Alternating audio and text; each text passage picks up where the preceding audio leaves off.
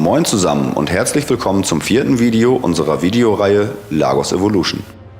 Falls ihr jetzt erst dazu gestoßen seid und die vorherigen Teile der Reihe verpasst habt, findet ihr diese über den im Video eingeblendeten Link zu unserer Playlist. Im letzten Video haben wir die Normal Map unseres Lagos Charakters erstellt. In dieser Episode werden wir uns nun den noch fehlenden Texturen widmen. Außerdem erklären wir euch ihre jeweiligen Funktionen.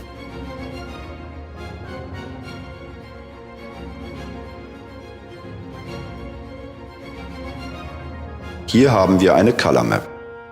Sie gibt die Grundfarben für ein Objekt vor. Diese haben wir, wie man hier sehen kann, auf einen Cube mit ausgelegten UVs gelegt. Als nächstes stellen wir euch die Specular Map vor. Mit ihr bestimmt man die Spiegelkraft eines Objektes. Sie wird in der Regel in Graustufen erstellt.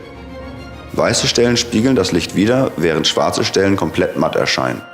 Man kann die Stärke der Spiegelung anhand von Graustufen bestimmen.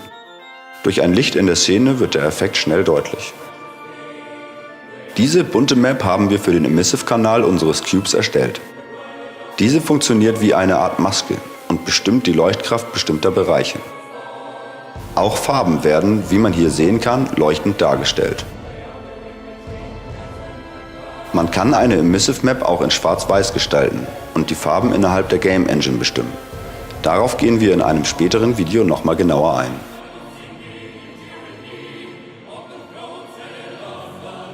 Wie immer gibt es verschiedene Wege, um an das Ziel zu kommen. Unser Artist entschied sich dafür, die vorhandenen Normal Maps, welche wir im letzten Video erstellt haben, als Grundlage für die anderen Texturen zu verwenden. Neben den bisher vorgestellten Texturarten gibt es unter anderem noch die sogenannte Ambient Occlusion Map. Diese Textur wird genauso wie die Normal Map gebaked und simuliert Kantenverschattung. Sie unterstützt die Echtzeitschatten in der Engine und dunkelt tiefer liegende Stellen zusätzlich ab. Da wir uns so nah wie möglich an die Vorgaben von ArenaNet halten wollen, arbeiten wir diese Textur in unsere Color Map mit ein und verzichten auf eine zusätzliche, separate Ambient Occlusion Map. Wie ihr in den letzten Sekunden schon beobachten konntet, versucht unser Artist nun, das Konzept aus dem ersten Video auf die UVs anzupassen. Hierzu verwendet er unter anderem die bereits gebakten Texturen als eine Art Vorlage. Viel mehr gibt es an dieser Stelle nicht mehr zu erklären, da wir die Arbeitsweise in Photoshop schon in Video 1 behandelt haben. Wir melden uns am Ende des Arbeitsschrittes wieder, wo wir euch den final texturierten Charakter präsentieren. Da dieses Wochenende Halloween ist, haben wir für euch extra einen Halloween-Soundtrack produziert.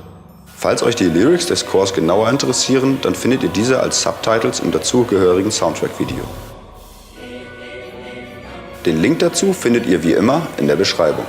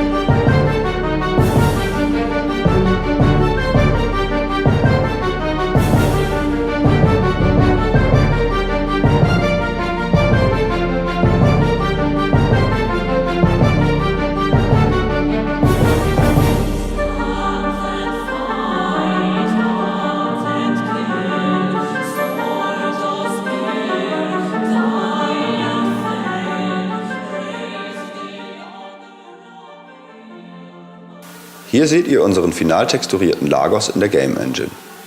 Dies ist kein Rendering, sondern Ingame-Footage in Realtime. Den Import in die Game Engine, das Anpassen der Texturen für die Unreal Engine und das Erstellen der Materialien zeigen wir euch in einem späteren Video. Wir hoffen, euch hat unser 4. Video gefallen und dass ihr auch bei unserer nächsten Episode vorbeischauen werdet. Dort werden wir ein Rig, sprich ein Skelett für unseren Charakter basteln und durch das sogenannte Skin-Binding die Geometrie daran binden. Vielen Dank fürs Zuschauen, vergesst nicht zu subscriben und wenn ihr mehr über Synth-Idea Games erfahren wollt, schaut doch auch auf unseren Social Media Sites vorbei, die Links findet ihr in der Beschreibung.